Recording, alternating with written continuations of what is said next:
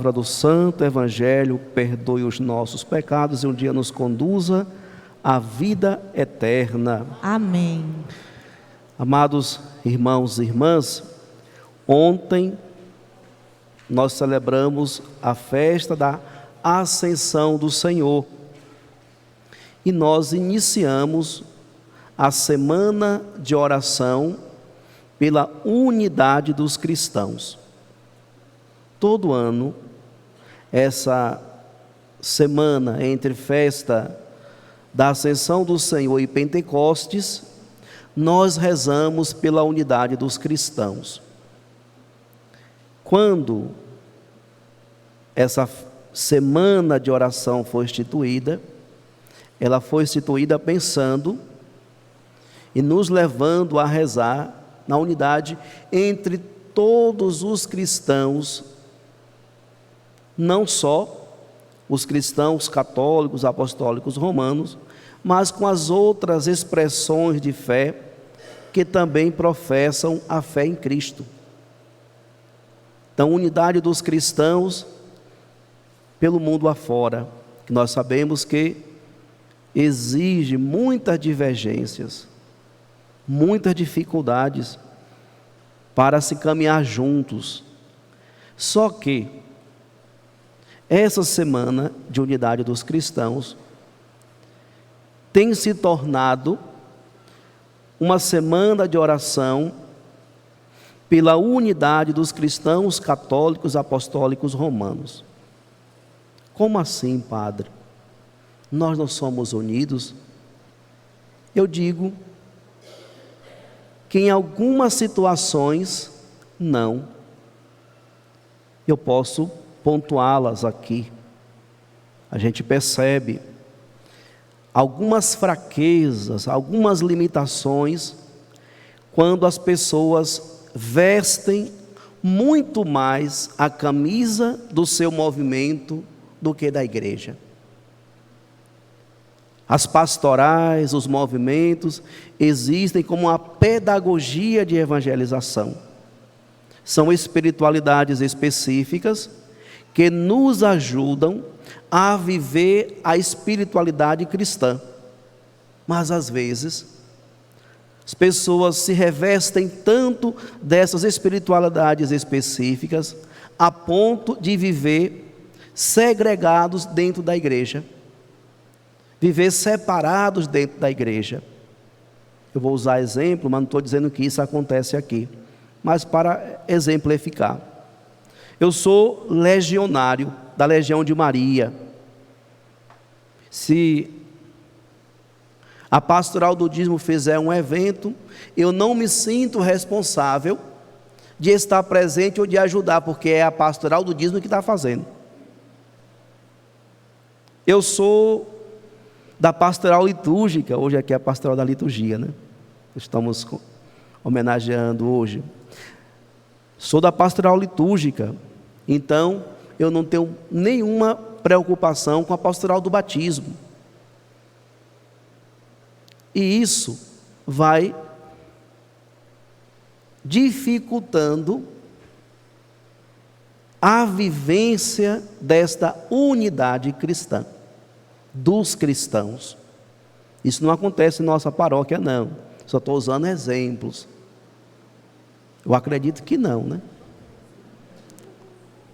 Mas a semana de unidade dos cristãos serve para nós rezarmos pela nossa igreja, pelas nossas pastorais, pelos nossos movimentos, para que de fato aconteça essa verdadeira unidade. Não é uniformidade, é unidade, caminhar juntos. E aquilo nós lembramos justamente do projeto do Papa Francisco, da convocação para o sínodo, que a palavra sínodo quer dizer justamente isso, caminhar juntos na mesma direção. Cada um vivendo a sua espiritualidade, cada um se revestindo da sua identidade, da sua maneira de trabalhar, de contribuir para o reino, mas sem esquecer que nós temos uma única espiritualidade que chama-se cristocêntrica. A espiritualidade que está no centro da nossa vida, no centro da igreja é Cristo. E Cristo veio para que nós nos tornássemos uma só igreja, um só pastor, um só batismo, uma só fé. Por isso o tema de hoje, Igreja em Missão, casa de iniciação à vida cristã. A igreja precisa ser esse lugar onde nos conduz a ter esse encontro com o Senhor e iniciar a vida em Cristo. Não só preparar as crianças, os jovens e adultos para receber o sacramento da iniciação à vida cristã. Quais são os sacramentos da iniciação à vida cristã? Batismo, Eucaristia e Crisma.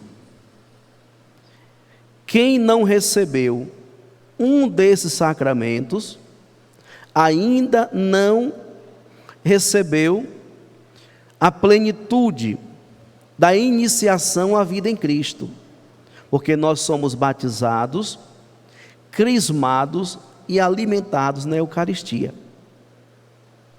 Não só o batismo, mas também a crisma e a Eucaristia, que nos insere nessa vida em Cristo. Mas, caríssimos irmãos e irmãs, a igreja, ela precisa nos preparar para iniciar a nossa caminhada com Cristo, recebendo os sacramentos, sinais visíveis da presença de Deus em nossa vida.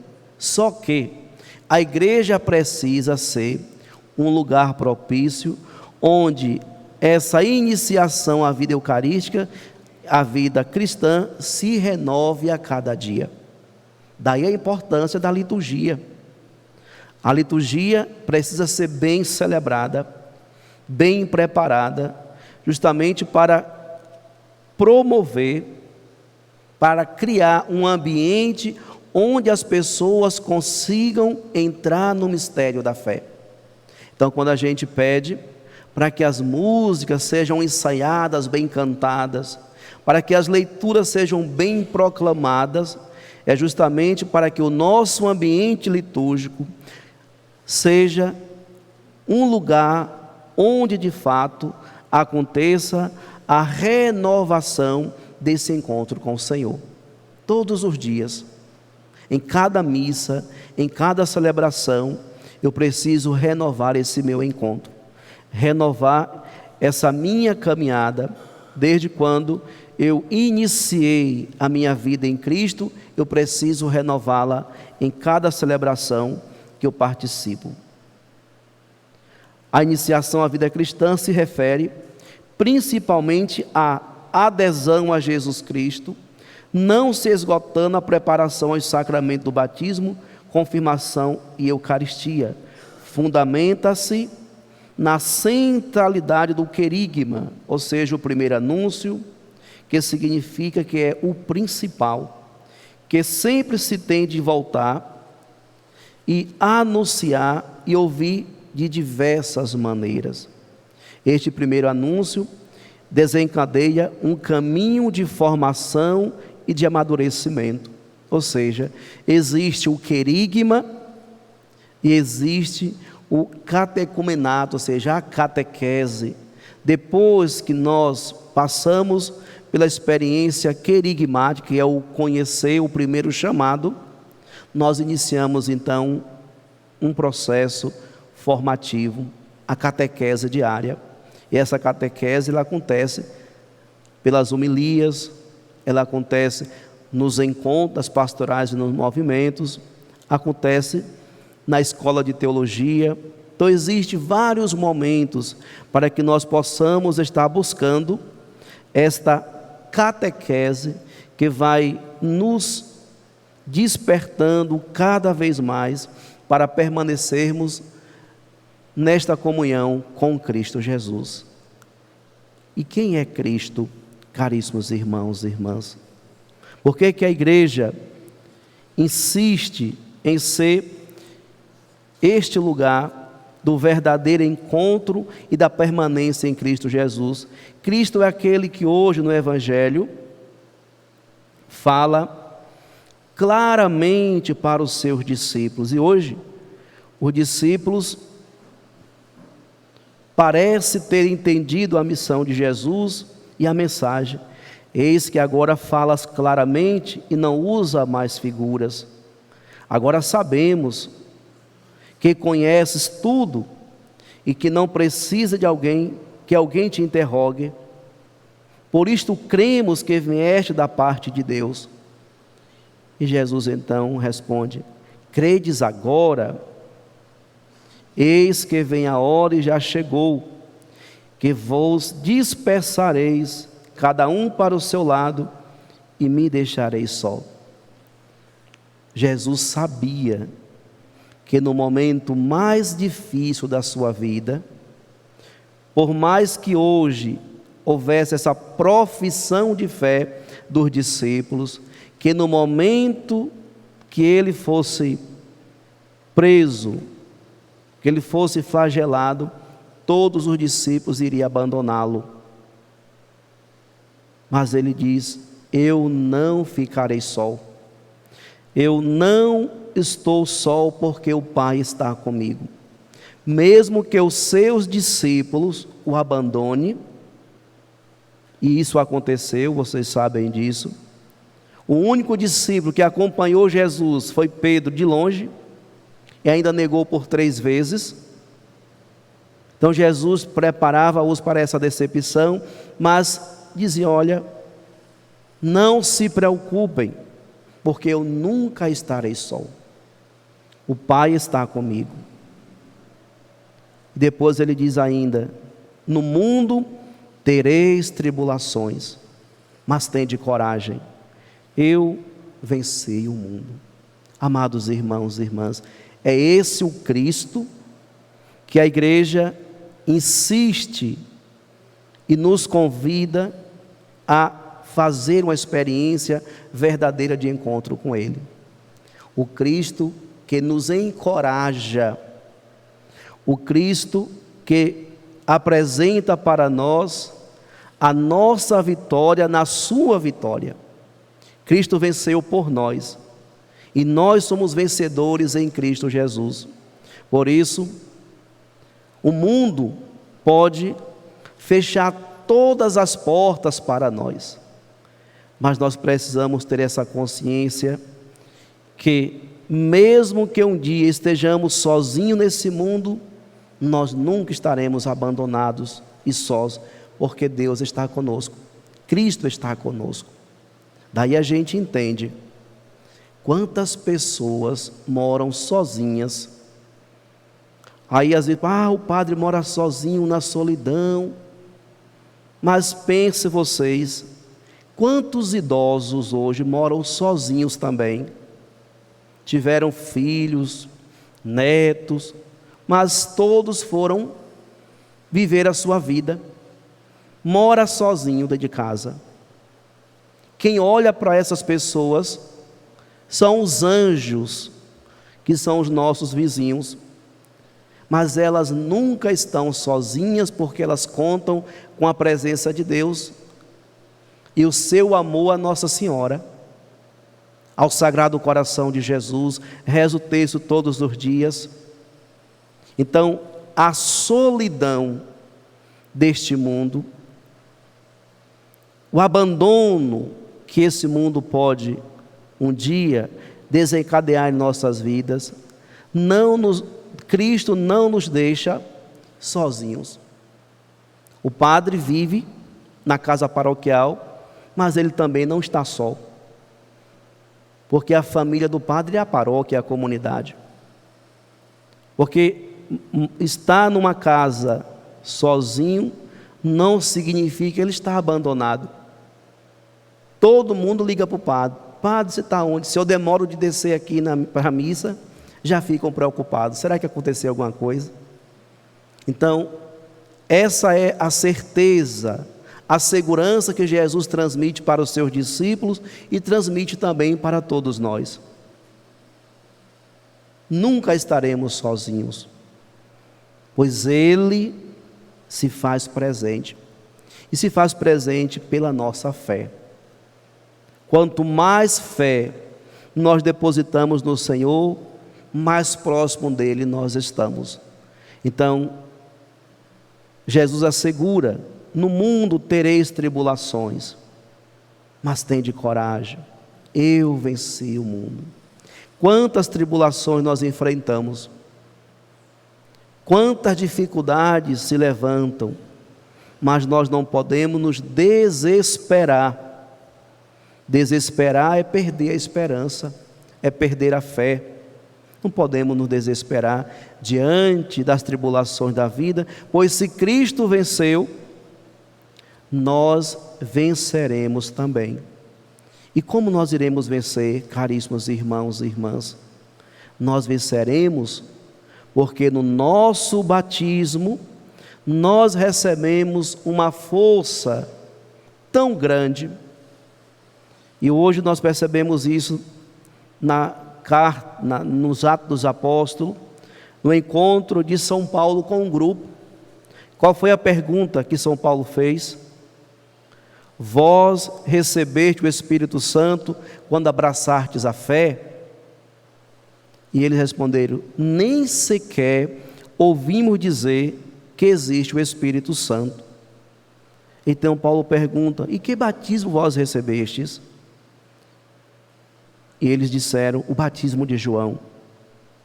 Paulo disse-lhes: João administrava um batismo de conversão, dizendo ao povo que acreditasse naquele que viria depois dele, isto é, em Jesus.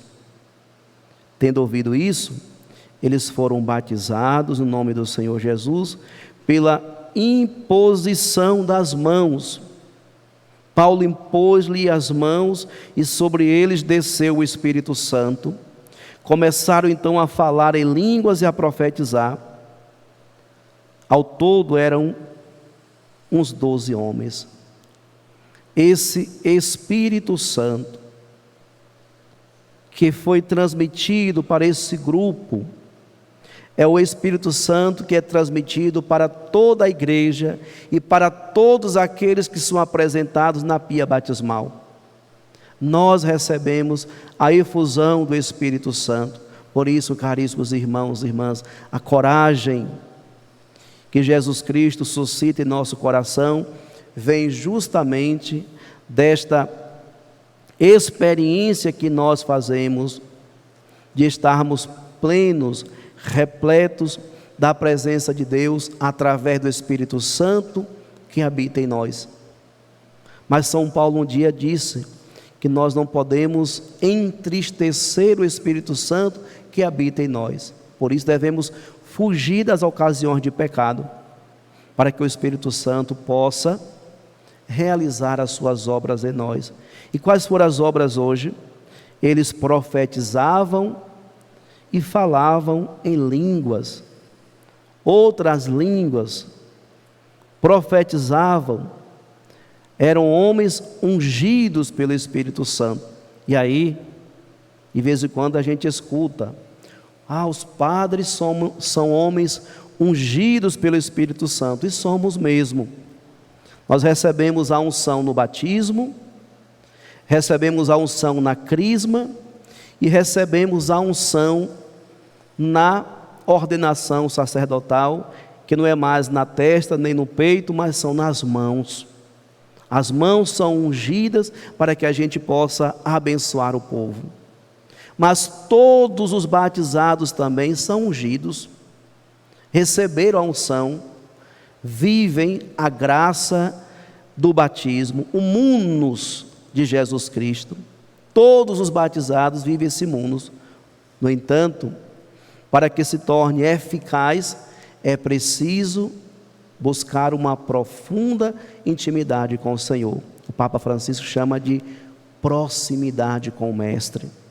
Estar próximo de Jesus, estar próximo da luz, nos faz refletir essa luz na vida dos outros. Então, quanto mais você se aproxima da luz que é Cristo, mais você consegue refletir a luz na vida daqueles que estão ao seu redor. E nós sabemos que um espelho sujo, empoeirado, ele não consegue refletir bem a luz. Já perceberam? Assim é a vida de um cristão manchada pelo pecado. A vida dessa pessoa não consegue refletir a luz de Cristo. Mas aqueles que primam pela vida de santidade, que todos os dias buscam trilhar o caminho do sacrifício, da oração, da penitência, e vai purificando o seu coração, a sua vida, se tornam verdadeiramente aqueles que pelo mundo vai refletindo a luz de Cristo. E aqui mais uma vez eu faço questão de lembrar o que o Papa Francisco disse na Evangelho Gaudium: o rosto mais belo da igreja é a santidade de alguns dos seus membros. Através da santidade dos seus membros, Deus revela para o mundo a sua santidade. Que nós possamos desejar, caríssimos irmãos e irmãs, que através da nossa vida de santidade, Deus possa ser revelado para o mundo. Que a nossa paróquia se torne essa igreja verdadeiramente unida.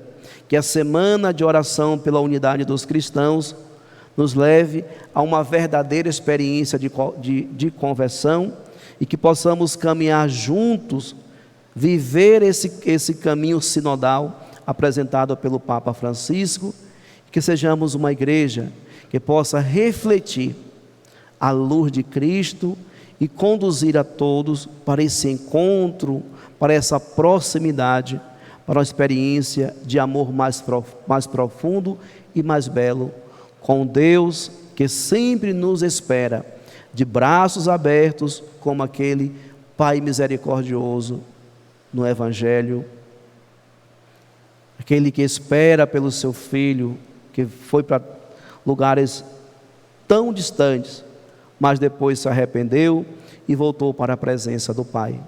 Que nós sejamos essa igreja, a igreja que o Papa Francisco disse que é o hospital mais próximo da vida das pessoas. A igreja é onde as pessoas encontram as curas necessárias para a sua vida. É o hospital mais próximo, é onde as pessoas vêm e devem ser acolhidas, devem ser remediadas, devem encontrar os fármacos para as suas dores, para as suas feridas, para que a partir deste encontro elas resgatem a verdadeira alegria e a verdadeira felicidade. Mas não depende só do padre, depende de cada pastoral e movimento, de cada cristão que frequenta essa igreja, pois o padre é mais um com todos. O padre é o presidente da Assembleia, é aquele que preside, que leva a Assembleia a celebrar a Eucaristia, a celebrar o mistério da nossa salvação. Que nós possamos, ao encerrar esse mês mariano, pedir a Nossa Senhora que continue a interceder por nós, para que de fato possamos encontrar o caminho da conversão e nos tornemos essa igreja verdadeiramente mistagógica, ou seja, que conduz as pessoas para o mistério da nossa salvação, que é o Cristo Jesus. Louvado seja nosso Senhor Jesus Cristo.